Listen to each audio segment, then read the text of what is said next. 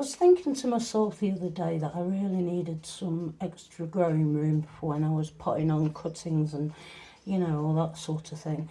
So I came up with the idea of finding 2 pallets, stacking them one on top of the other and standing them on a couple of bricks at the bottom. Now, I didn't need any help to do this. All I did first put the bricks at the bottom, stand the bottom pallet on, and then make holes in the pallet with the drill into the wall. It sort of like makes a mark on the wall so you know where to drill. Do that on both sides of the pallet, and then took the pallet off the wall again, drilled the holes, put the wall plugs in, and then put the pallets back on top and screwed them in place. And then I put the other pallet on top and did exactly the same thing. So I've got to get the stupid thing right.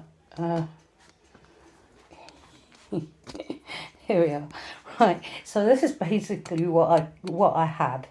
I just got some random pallets that somebody had just had a delivery of bricks or something, and they were just sat there in the garden. So I asked if I could have them, and they were more than happy for me to take them.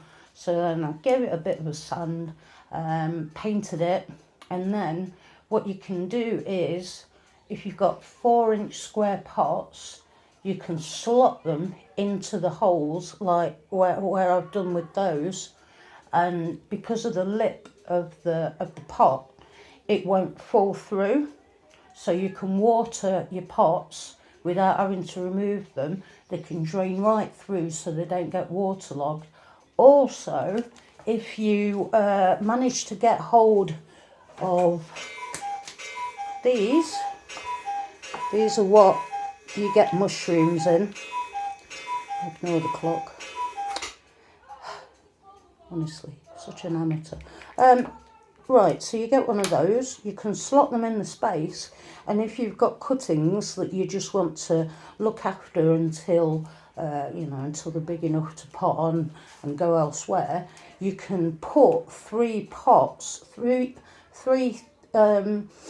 9cm pots in one of those, slot it in, and then you can water from the bottom. Like in the case with these streptocarpus, they don't really like getting the leaves wet. So what I'll do, I'll stack 3 pots in one of these, fill the bottom with water, and then it can take up as much water as it wants.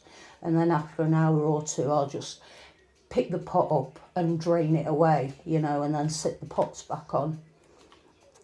So yeah, you want to make sure that if you've got square pots, 11 centimetres, they want to be square, so the lip can go over the side to stop them going through. And what you can do as well, once you've got it all up and running, you can remove, I can't really see from it, you can remove the bricks from the bottom.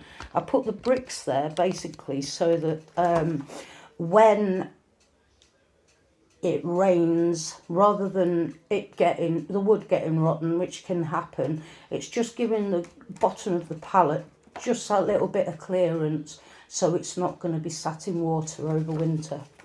Yeah, so that's it. Thank you.